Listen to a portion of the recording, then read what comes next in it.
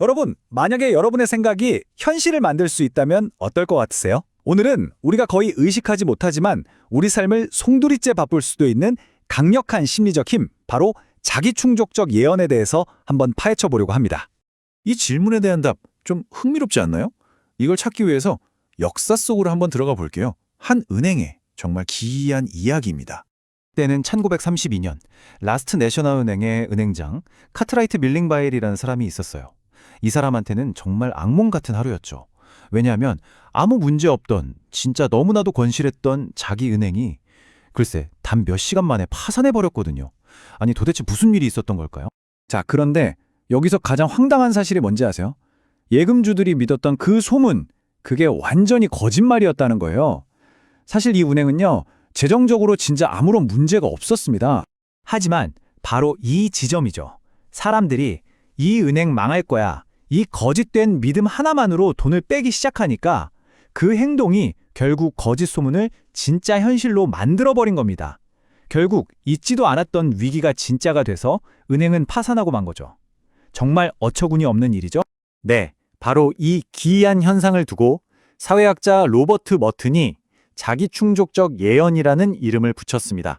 이게 뭐냐면 간단히 말해서 이거예요. 어떤 믿음이나 기대가 설사 그게 틀린 생각일지라도 사람들 행동에 영향을 주잖아요? 그래서 결국 그 기대가 현실이 되게 만드는 거. 이게 바로 자기충족적 예언입니다. 이 과정을 보면요, 딱 3단계로 이루어져요. 자, 보세요. 모든 건 거짓된 믿음에서 시작됩니다. 이 믿음이 사람들한테 새로운 행동을 하게 만들고 결국 바로 그 행동이 처음에 그 거짓말 같았던 믿음을 진짜 현실로 만들어 버리는 거죠. 자, 그런데 이게 단순히 금융위기 이런 데서만 끝나는 얘기가 아니에요. 이 원리에는요, 훨씬 더 어둡고 무서운 면이 숨어 있습니다. 국제관계를 한번 볼까요? 예를 들어 한 나라가 상대 나라를 저 나라는 우리 적이야 이렇게 믿기 시작했다고 쳐요. 그럼 당연히 전쟁 준비를 하겠죠. 그럼 그걸 본 상대 나라는 뭐라고 생각하겠어요? 아, 역시 우리를 공격하려고 했구나 하고 똑같이 군사력을 키우겠죠. 결국엔 처음엔 그냥 오해였을 수도 있는데 서로의 불신이 진짜 전쟁을 만들어내는 거예요. 이건 사회적 편견에서도 똑같이 나타나요. 어떤 특정 집단을 향해서 아, 저 사람들은 능력이 부족할 거야, 이런 부정적인 시선이 계속 쏟아지면 어떻게 될까요? 당사자들이 스스로 그 편견을 자기 것처럼 받아들이게 돼요. 어차피 난 안 될 거야, 이런 생각이 동기를 싹 잃게 만들고 결국엔 정말로 그 편견이 말했던 그대로의 결과를 낳게 되는 그런 안타까운 상황이 벌어지는 거죠. 자, 그런데 말이죠. 이 시나리오를 한번 완전히 뒤집어 보면 어떨까요? 긍정적인 믿음이 긍정적인 현실을 만들 수도 있지 않을까요? 네, 바로 여기서 스위니의 기적이라는 정말 놀라운 이야기를 소개해 드릴게요. 여기 제임스 스위니라는 교수가 한 명 있습니다. 이분은 아주 특별하고 어떻게 보면 좀 엉뚱한 믿음을 가지고 있었어요. 그게 뭐냐면 제대로 교육도 받지 못한 병원 청소부 조지 존슨이라는 사람을 최고의 컴퓨터 전문가로 만들 수 있다는 거였죠. 당시의 모든 공식적인 평가는 존슨에게 넌 불가능해 라는 딱지를 붙였어요. IQ 테스트 결과도 마찬가지였고요. 하지만 스위니 교수는 이 모든 평가를 딱 잘라 거부했습니다. 심지어 존슨에게 기회를 주지 않으면 나 이 대학 그만두겠소 라고 선언하기까지 했죠. 대단하죠? 자, 그래서 결과는 어떻게 됐을까요? 놀랍게도 스위니 교수의 그 강력한 기대는 그대로 존슨의 현실이 됐습니다.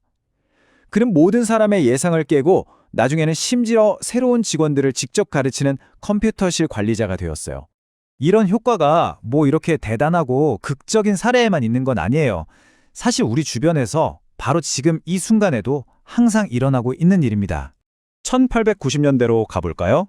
어떤 기계 발명가가 있었는데 이 사람은 작업자들이 하루에 550장의 카드를 처리할 거라고 예상을 했어요. 그리고 신기하게도 사람들은 정말 딱 그만큼만 해냈습니다. 근데요, 이 한계에 대해서 전혀 듣지 못했던 신입 직원들은 어땠을까요? 훨씬 더 많은 양을 아주 쉽게 처리해냈다는 거죠. 이 힘은 생각보다 우리 삶 정말 곳곳에 스며들어 있어요. 예를 들어 스포츠팀이 우린 이길 수 있어 라고 굳게 믿을 때 경기력이 확 달라지고, 직장 상사가 나를 믿어줄 때 성과가 쭉쭉 오르는 경험 다들 한 번쯤은 해보셨죠? 심지어 우리가 음식 맛을 느끼는 방식까지도 기대에 따라 달라진다고 하니까 정말 놀랍지 않나요? 그러니까 핵심은 바로 이겁니다. 아주 단순하지만 정말 심오한 순서죠. 우리가 내뱉는 말이 우리의 믿음을 만들고 그 믿음이 우리의 행동을 이끌어내고 결국 그 행동이 우리의 현실을 만들어낸다는 것. 이 순서를 꼭 기억해야 합니다. 자, 이제 마지막으로 여러분께 질문 하나를 던져보려고 합니다. 여러분은 지금 여러분 자신의 삶에서 어떤 예언을 만들고 있나요? 여러분 스스로에게 그리고 소중한 주변 사람들에게 어떤 믿음을 불어넣고 있나요? 그리고 그 믿음은 지금 어떤 현실을 만들어내고 있습니까?